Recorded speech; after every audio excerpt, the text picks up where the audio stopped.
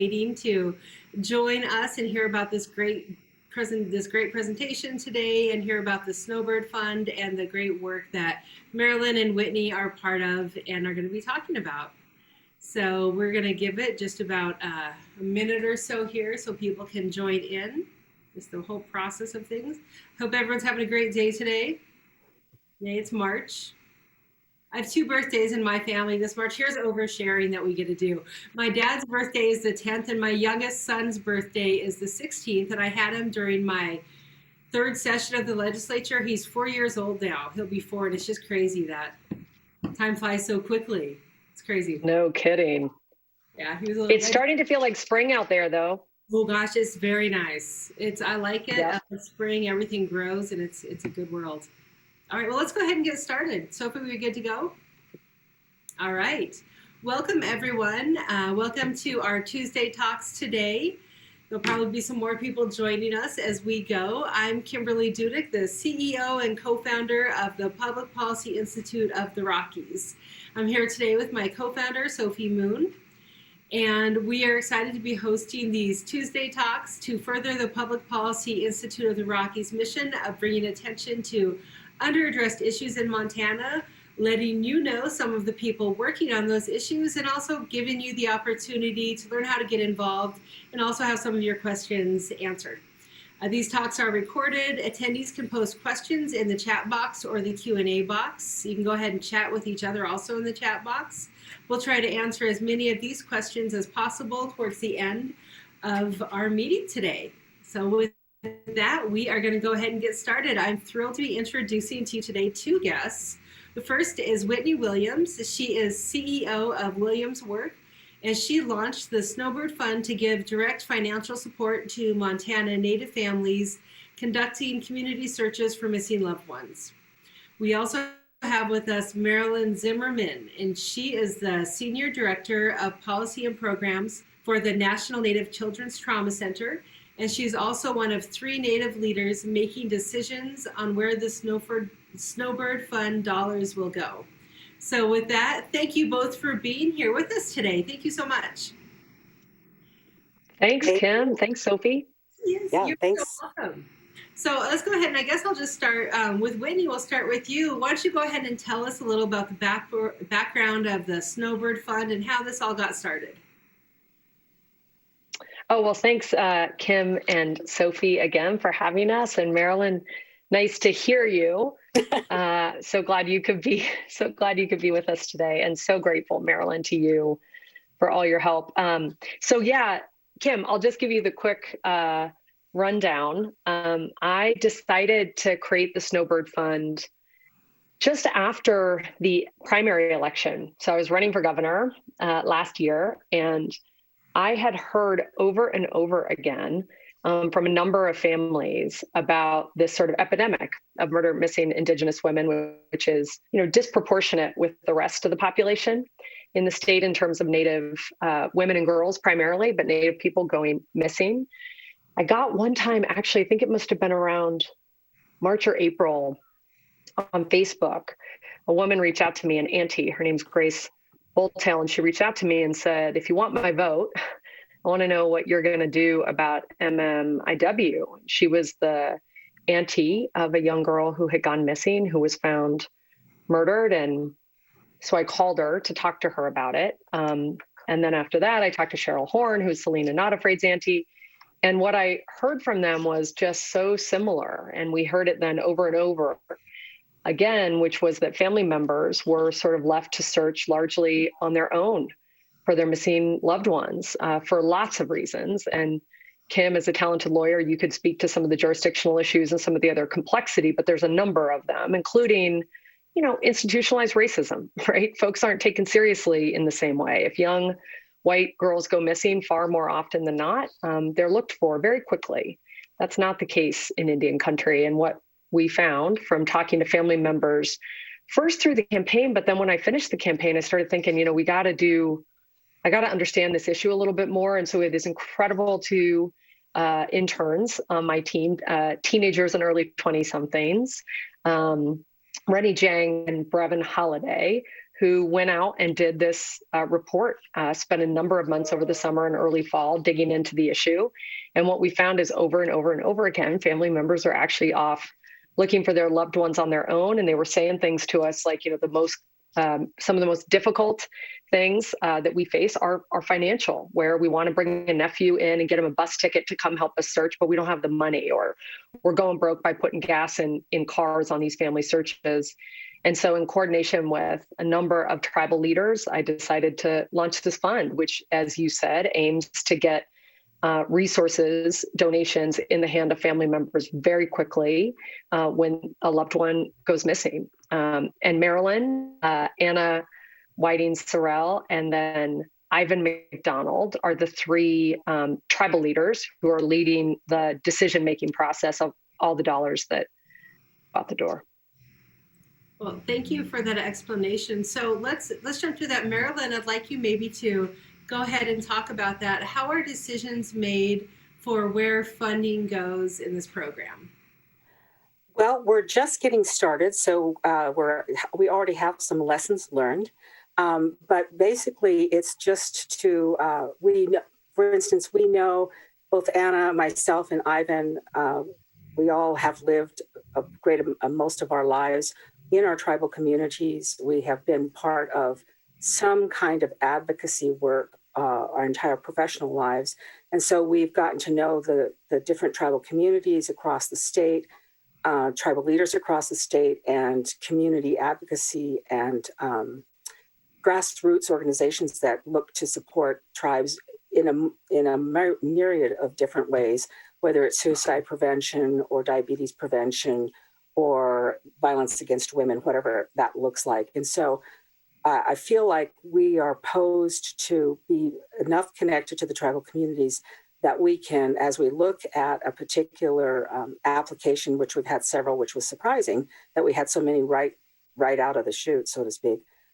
So we can sort of delve in and ask better questions, support hopefully better and differently and help tribal members really be able to feel confident in applying for the funding. So often it's off-putting, when you think about how tribal communities access resources. It's usually through federal grants or it's through, pass-through money through the state. And it's always with strings attached. And so we wanted to make sure that this funding was with no strings attached, that other than a police report has been filed. So that we can get the funding directly to the family right away, so that they can, continue the search on the ground and not have to pause or worry about those kinds of like gas money for cars as people do the searches. Great. Thank you. Thank you for explaining that. So I'd like you both, maybe, I don't know who wants to talk about it, but tell us a little bit more about this problem for those who aren't really familiar with it. And how are you seeking to, you've talked about how to address that some, but like how much money is available and what are you hoping to do with this fund? Because we know it's a very complicated problem and this won't fix it, but it will definitely help. So go ahead and talk to us more about that. Yeah, Marilyn, why don't I start and then you can jump in. I'll say a couple things. I think we have just over $75,000 in the fund now. Actually, I think this is a real tribute to Montanans. We started the fund with $50,000 just less than 2 weeks ago, and it's already at 75. So folks can visit snowbirdfund.org and make a donation. As Anna Whiting-Sorrell says, a little is as good as a lot, and it's true. We believe that, and we're very grateful to everyone who's stood up and decided to join us. In that way, I'll say, Kim and Sophie, that we are so proud to have the Montana Community Foundation as our partner. So they're sort of operating the back end of this fund, which is great. And all of the costs are covered, meaning every dollar that someone donates goes directly out to a family member. And so we call these donations, not grants, because these are donations. And we want to make sure that our friends in Indian country, again, to Marilyn's good point, don't get concerned about, the complexity of paperwork and things like that. This is a very easy one-page application, and we're Marilyn, Ivan, and Anna are making decisions very quickly, so the dollars can get out the door fast. The donation amounts start at $500, and then they can go up from there. And again, the committee here is going to make the decisions about that. But just taking a step back, Kim, and I would say, as a former legislator, I'd be curious for your thoughts on MMIW and sort of some of what you saw in the legislature. There are a number of legislators that are leading on this issue in a bipartisan way again this session. Governor Giamorte, I disagree with him on a whole bunch of stuff. This is an area where I agree with him, and he agrees with us that this is a problem and that we need to solve it. And so I do think across government, the attention and the spotlight that's come because of tribal leadership and natives leading on this in the legislature and in communities across the country, across the state, has been really powerful. And we need a lot more policy change, and we need a lot more attention across the board, government, including tribal government. So there's a number of issues that have to be solved for with regard to this. Again, as you point out, this isn't going to solve anything, but as Anna beautifully said in a podcast that we did the other day, this isn't going to solve MMIW certainly. But maybe a family won't go hungry while they're searching for their loved ones. And that's what we're really after, which is to say that there are people out here that care about you and your family, and that this fund offers a little bit of cash, and I hope a little bit of hope for people who are in this, extremely difficult time in their lives.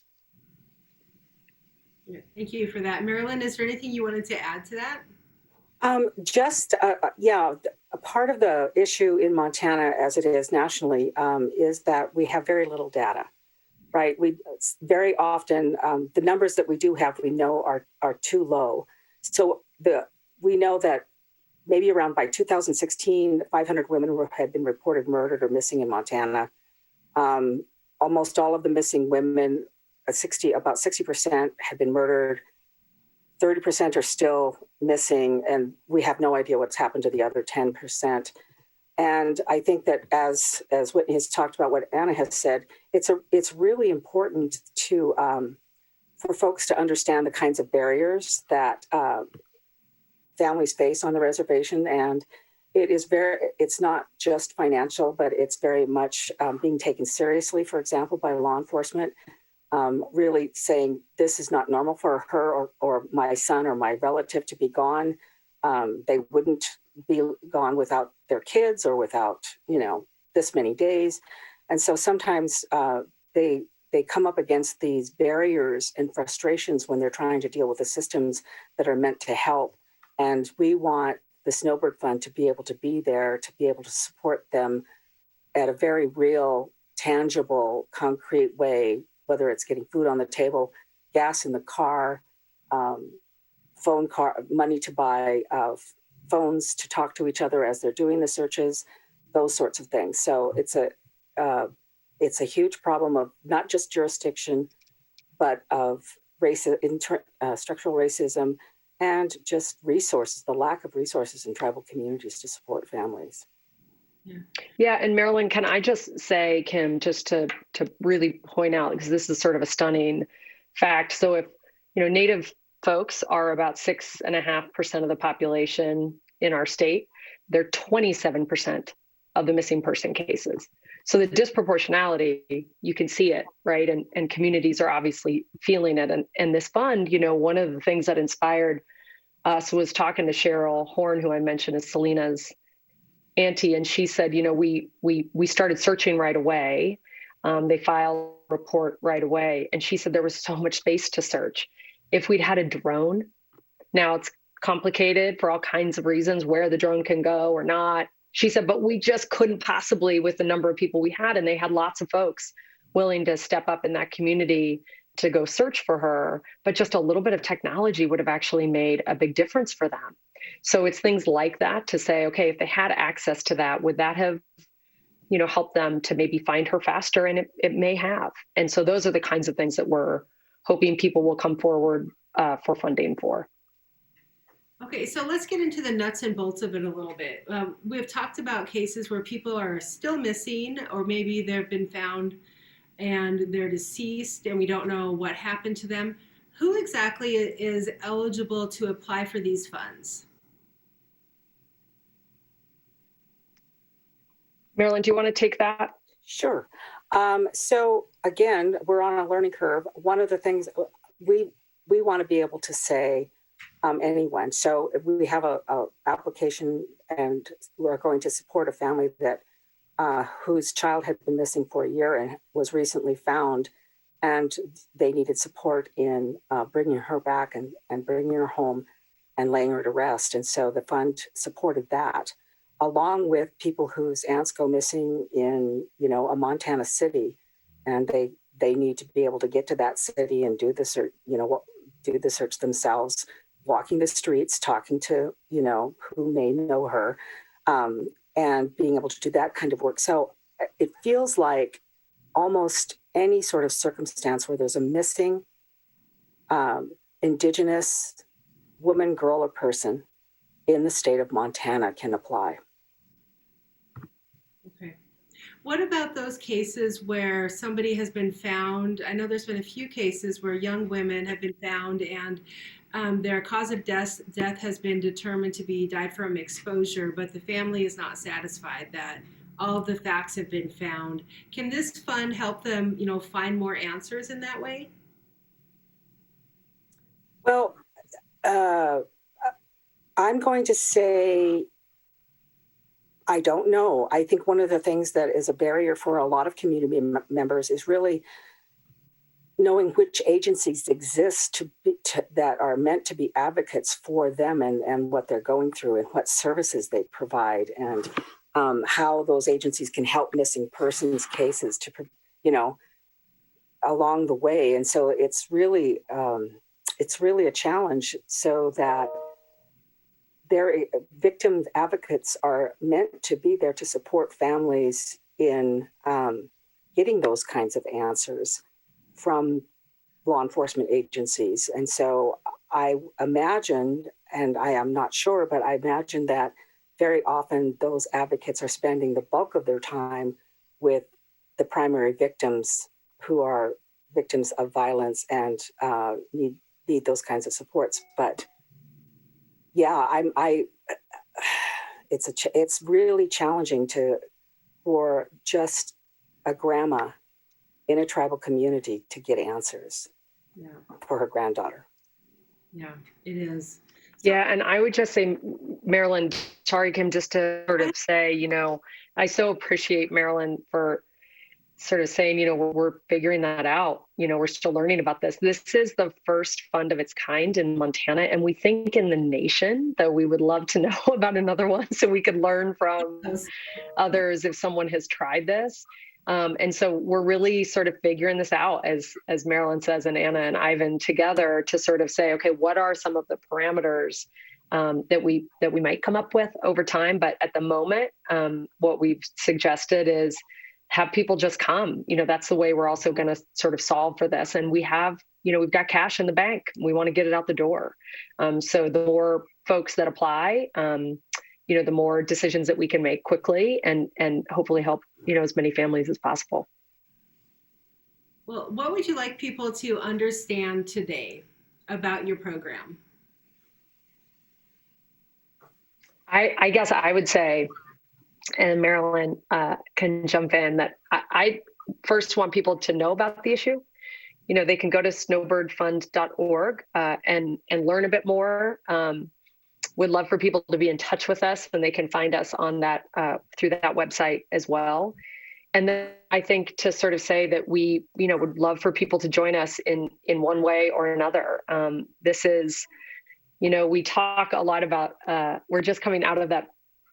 It feels like Montana's thawing out a little bit finally with these 40-degree days that we're having, which is so nice right now. But that when you slide into the ditch, when you are driving down the road and you see someone in a ditch, you always see two cars. You don't ever see just one, because Montanans do stop and help their neighbors. And what we hope is that this Snowbird Fund is sort of an expression of what I think is the best in all of us, which is that we are willing to take care of one another, no matter who we are or where we live. And so I think that one, with a huge thanks to all of the people who've done work around MMIW and MMIP over the years, including, Ivan and Ivy McDonald, who are extraordinary, who've been filmmaking and talking about these issues for years. It's only rising to the consciousness of more and more folks. And so we, one, hope people will learn about the fact that this is something disproportionately affecting Indigenous communities in this state.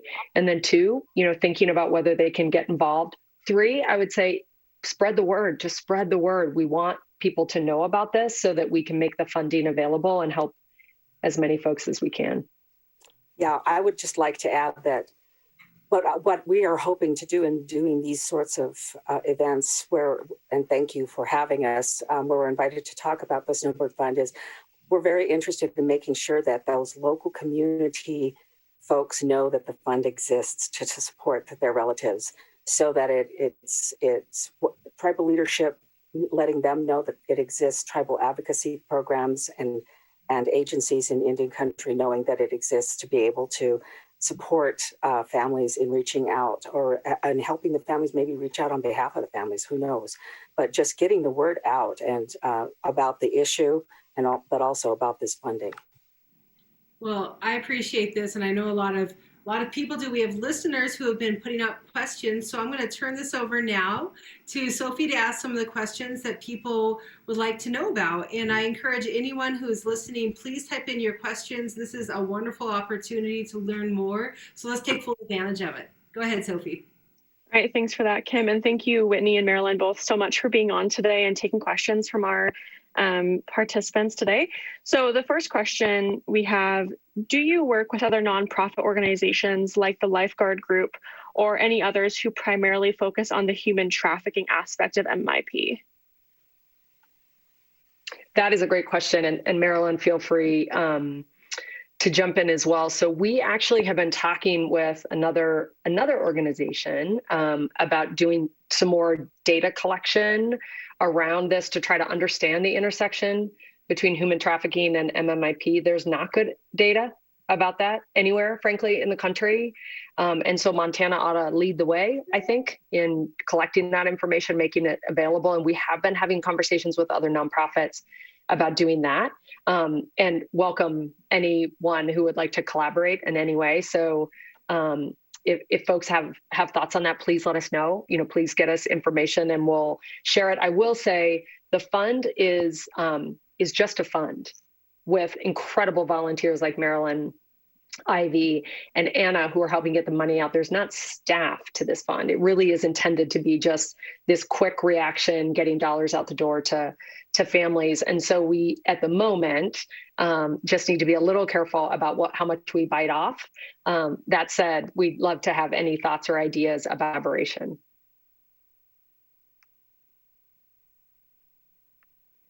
Marilyn, did you want to add on to that at all? No, I think Whitney covered it really well. Okay. We are a very new organization, and so the conversations are just in their beginning stages. But we welcome any conversation with any group in Montana that wants to collaborate. And the piece about the data, I think, is really important. I know one of the ways that we think about it is we have the applications, and it's basically people just tell your story. This is who my relative is. This is what's happened to them. This is why, they've been missing this long, and this is how I'm going to use the money. It's all just a narrative. And from that, I think there's a lot of rich information that we can glean from those applications to better inform what kinds of folks are going missing, who's going missing, how often, that sort of thing. All of those missing data points in Indian country. Thank you for that elaboration. Our next question, do you have a way for recipients to report how the funds were used for future data purposes? Marilyn, I don't know if you want to jump in on that. I will say, we're going to be exceedingly sensitive to family members. This is a no strings attached donation that they're going to get. So they don't need to do any of that. For data purposes, though, I think it's really a relevant and good question. But we also want to be very light touch with family members who clearly got hands full doing everything else they're doing. But Marilyn, do you want to comment on that? Yeah, no, exactly. I think that one of the things internally, I apologize for not making that more specific, internally for our agency that we can do is look at those narratives and glean some really good information. But as a university researcher, I'm really sensitive to the misuse of data in Indian country and how tribes have been exploited by university researchers. And we're very sensitive about how families want to be understood in the public. When children go missing or relatives go missing, it's heartbreaking and it's challenging. And too often, parents or grandparents are challenged as if the behaviors of their children somehow has contributed to their going missing, and that produces stigma. And we don't ever want to be associated with bringing any sort of stigma to any tribal family for any reason. Well, thank you for that answer. So our next question is a little bit of an elaboration on a conversation we've been having. What connections with nonprofit organizations are made to finding those missing, specifically with domestic violence shelters or housing shelters, since confidentiality is a concern? And there's also a follow-up question here. Are any businesses supporting the project? So I'll just say from a businesses supporting the project, I don't think so yet, and they should be. So my business has been supporting the project and will continue to. And we know that businesses in Montana are going to be quite keen to do this once we have a little bit more time to get in front of them, which we'll be doing. And then in terms of nonprofits, I would just say, we are, again, our aim here is to get resources out to family members. Primarily, that's the sort of focus of this fund. And so collaborating with others as much as we would like to do that. And we do want to know more about what people are doing, and we want them to know more about this. And, we've got a great group of volunteers here sort of focused on it. I'm sure that we'll find ways to collaborate in future. But at the moment, the real aim has been, let's get as many, Indigenous folks to know about this fund, get them to apply, and then get that money to them as quickly as possible. And I just want to add that because the funding goes directly to the family, that our purpose would be just to let those nonprofit agencies around the state know that we exist, so that if there is a family that has made contact with a domestic violence shelter or missing person organization, they know about the resources so that they can support the family in applying for the resources. It's about getting the money to the families, not necessarily having a middle nonprofit to go through. Absolutely. Thank you for those answers. I think that folks, from the questions I'm getting, are really excited about not only the fund itself, but kind of the potential of what this could start. So we have a few more questions kind of more on that lens. So if you can entertain some sort of future imagination about what this could turn into. So this one question goes, is there a policy advocacy branch of this organization or a plan for one? This seems an important organization serving an important purpose, but it seems like this work should be state funded by all Montanans and not just donors who care about the issue. Well, I agree with that. And I think it would be great. I think that realistically, what I know, is the, person who sort of created the fund and now welcomes lots of others to participate with us. I know the private sector. That's where I come from. Sort of social sector and corporate sector. That's sort of my background. And so I think that what we did was said, let's get started with some kind of friends and family and people who want to participate alongside us. That said, the policy advocacy question is exactly right. Because at the end of the day, none of this stuff is going to get fixed without a lot of activity from a lot of different entities and sectors and agencies within those. And so that's something that I certainly hope. One of the things that I was a little surprised by pleasantly was how much media attention Snowbird got in the first sort of week. both, we did a press conference. We had some extraordinary help from our pal Bill Lombardi and the Montana Community Foundation, who helped us spread the word. But at the end of the day, everybody sort of took us up on running the op-ed that Anna and I wrote, or, doing the podcast, or whatever it might be. So the fact that it got a lot of attention does say something to me, which is that there's an appetite there for people to learn more. And, this sort of spotlight that we have that we can bring to this issue, we think is really powerful and important. And spotlights always help with policy change and sort of increased advocacy.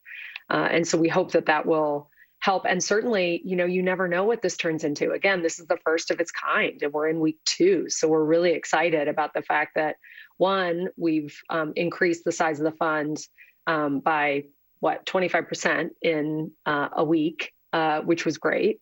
And that we've gotten a lot of attention for these families and these issues, which is really important. And who knows what's next. But again, we want to get really, really good at this piece, which is funding these families directly. And there's a lot to know and a lot to learn about that. And so Marilyn, Ivan and Anna are doing their best to kind of learn as we go here to figure out what makes the most sense in terms of next steps. But Marilyn, do you have any? No, I just want to reiterate that, just very much, it's wonderful, the response that we've had. I can't believe it's just been 2 weeks. I can't believe that we've already looked at 2 applications, and so that's pretty exciting. And the policy work, from my perspective, is very much about bringing attention to the issue, but most important, bringing attention to the issue through the families. They're the voice. They are the voices for their children and their loved ones and their relatives, and they are the ones that need to be heard in this state. And to be able to provide even a small sort of support to their voice is really humbling and really exciting. And I do really believe that Montana is going to respond with some more in-depth thinking and about policy and the impacts of policy on missing and murdered Indigenous women, children, and Native men. Thank you for that elaboration, Marilyn. So this is the last question that I see right now. If folks want to put in some more questions, now is the time to do it. This participant asks, having been on 5 searches for Jermaine Charlo, I have witnessed a huge division between the tribal officials and non-tribal people who wish to participate. There also seems to be a large political division on this issue as well. How is this group or fund going to unite purpose and groups? Oh my gosh. Well, thank you for being on those searches, and would love to hear, more about that. I'm not sure how much we will unite groups. I think, to Marilyn's really beautiful point just now, this is about making sure that family members are, seen and heard, that they have a little bit more resource than they did before to help them with those searches.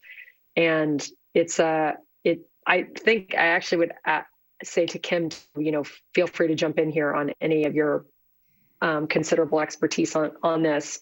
But from we have heard over and over and over from these family members, that exactly your point about you're hearing one thing from, tribal officials, you're hearing another thing from non-tribal officials, you're hearing, right, everybody's, this is a very confused space. And a complex space. My fear, frankly, is that the complexity sort of gets people to go, well, we can't do anything about it, which is why we said, no, yes, we can. We can at least get some cash in the hands of these family members as a small but important thing that is not insignificant for folks. We've got to do that. And I'm proud of us for doing that. It is complex, but it is solvable. And what we can't do is keep saying, well, it's just so complex, the complexity of jurisdictional issues or whatever it might be, can't be the thing that drives us. But I don't know, Kim, do you have a thought on that? I have a lot of thoughts, but as far as that goes, I completely agree with you that there is always a way forward, and I think that people do get a little frustrated and maybe not afraid because they don't know what to do. But I think that this fund is a great step forward because Whitney, you and I were on the campaign trail at the same time when you were running for governor and I was running for AG, and we both cared about this issue. Talked to a lot of people, heard a lot of the same things. And I think that, your group is not intended to solve all the problems, but it's a good step forward. And I think the more we work together and raise these issues, that we actually can make some good progress. And it just takes all of us working together. Marilyn, do you have anything that you'd like to add? Just to say thank you for being on all of those searches. And I can't imagine the frustration of agencies not talking to each other, jurisdictions not working together, how frustrating that must be for relatives and friends and family. I agree, this fund is not meant to be at the forefront of those kinds of jurisdictional or policy conversations, but I'm hoping that at least at the beginning, who knows where this is going to go, but I'm hoping that this sort of financial support to the families is a link in empowering them to really seek answers, to really begin to call into account, their tribal leadership, their state leadership, their law enforcement officers, to do this work in a much more collaborative way. We know it can be done. We've seen good cross-system collaboration in some instances. But to be able to empower the family is where we really want to start. Absolutely. Well, thank you both so much for answering participant questions. And thank you to all of our listeners who wrote in and asked questions. It was really an interesting discussion. I'm going to go ahead and turn it back to Kim for the final 4 questions. Great. Thank you, Sophie. And thank you, Marilyn and Whitney, for answering those questions. I wanted to maybe ask my own question now since we have just a minute. I know that we talked with Marilyn a little before we started that there are a lot of issues that underlie some of these problems, maybe lack of adequate healthcare services, lack of trauma services, lack of proper educational services. And I just want to encourage everyone listening that you have to pay attention to what's going on in the state legislature, because even last week we saw a motion to cut 2 tribal healthcare officers. And if we're talking about, the health and well-being of our tribal communities, cutting 2 tribal healthcare officers is the exact counter of that. I know that it's not the Snowbird Fund's purpose to be involved in these things, but here at the Public Policy Institute of the Rockies, we are looking at policies and want to be involved. There's a lot of great groups like Montana Native Vote, Western Native Vote, ACLU, who are involved in these things. And if anyone has concerns about policy things, please reach out to us at info@pipper.org, and we will try and do what we can to help solve these problems with great partners like Whitney and Marilyn. So with that, we're now going to move on to the final 4 questions. And these are a little bit funner to get people to know you more on a personal basis. So I'm going to throw this to both of you. What's a podcast you're listening to now that you would recommend to people? Okay, Marilyn, I'll go first. I'll tell you. So I actually just started this podcast about Jermaine Charlo. If folks haven't heard this, there's a new podcast called Stolen. There's a journalist who's been working on MMIW and sort of reporting on it, named Connie Walker, who did it, came to Montana. I forget where she's from. She's not from here, but she's a great journalist who has recorded a piece and recorded a podcast, part of which he came here to Montana to do. So that's good. But I'll also just say, Missing in Alaska is fascinating. It's about this plane crash that happened in Alaska. It's probably 8 or 9 episodes or something like that.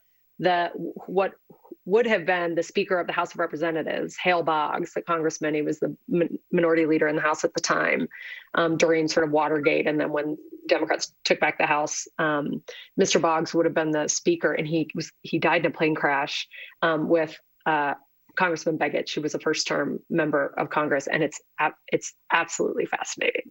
Missing out a lot. So either one of those. Perfect. Yeah. All right, Marilyn, what about you? Okay. I'm put on the spot. I am not listening to podcasts, but for leisure, so I read research, I read literature, I read for a living, I write for a living. That's what I do for a living, but that's also what I do for fun. And so I read murder mysteries set in the Middle Ages, solved by nuns mostly. And now I'm right now reading Poisoning at Pembroke. So that's what I'm actually doing on my not working time. That sounds like fun. Well, I'll recommend a podcast to you if you like murder. Okay. My favorite murder, you guys both should listen to that. It's a true crime comedy podcast. There is foul language, but they tell a really good tale. So awesome. My favorite murder. Great. Thank you. All right. How about who's this? Who's your favorite singer? Oh my gosh, my favorite singer. Well, Eddie Vedder, who's one of my favorite humans and singers, might be great. But I always have to have two answers because I just watched the US versus Billie Holiday. And it's so good. If you haven't watched it, it came out this weekend. And she is extraordinary, that voice of hers. So maybe Billie Holiday. Sweet. It depends on my mood, the season, what's happening, whether it's me alone or me with friends. I don't have a favorite singer. I love classic jazz, and right now seem to be listening to a lot of Kev Mo. Oh, nice. Very nice. All right, where's your favorite place to go in Montana? Glacier. Maybe Glacier. Oh, look at us, Maryland. Same. I love it. Glacier's nice. All right, Glacier's an overall. Glacier beats Yellowstone today. Glacier beats Yellowstone 0. All right. How about this is the last one. Now, what is the best advice you were ever given?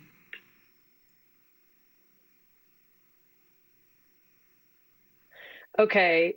Best advice I was ever given, I think, was from my friend Sylvia Burwell, who you all might remember that name. She was Health and Human Services Secretary for President Obama. And she's an extraordinary friend who I worked with in the 90s and have been gal pals with forever. And she told me once over dinner about a decision I was about to make. And I was so sure. I said, no, I'll never do that. I'll never do that about this professional thing. And she stopped me and said, you don't know your future self. And I thought that was the most incredible advice. And I actually have used it a lot to think when I say, no, I don't know. I don't want that. I'm not going to do that. You actually don't know your future self. And I thought that was very wise. It's very wise. How about you, Marilyn? So it was my grandmother who raised me, and she passed when I was 21. And I was an excitable adolescent, and everything was very dramatic. And it was, this is the worst thing that's ever happened, or this is the best thing that's ever happened. But I had a particularly wonderful, I don't even remember what the event was, but that's something really wonderful. And I just said, this is the most important day of my life. And she said, no, it's not. And you're going to have many important days in your life, and look for them, because they're going to be there. It's going to be when you get married, when you have children, when you get an award, when, it's just thinking. And so I've always sort of looked forward to many, many best days of my life. And I'm 64 and I still do. Very nice. Well, that's wonderful. Thank you both so much for being here. And thank you for the work you're doing and for this important Snowbird Fund. I'd like to have everyone who's listening, if you want, go to snowbirdfund.org. Learn more. You can become part of this, work with them, make a donation, do what you can. It's very important work. So thank you both so much today for being with us. Thank you so much, Kim. Thanks for what you're doing, and Sophie, and thanks everybody for tuning in. Yeah, thanks for taking the time, everyone. Thanks, Sophie. Thanks, Kim. Thank you. And to everyone who's listening, thank you for listening.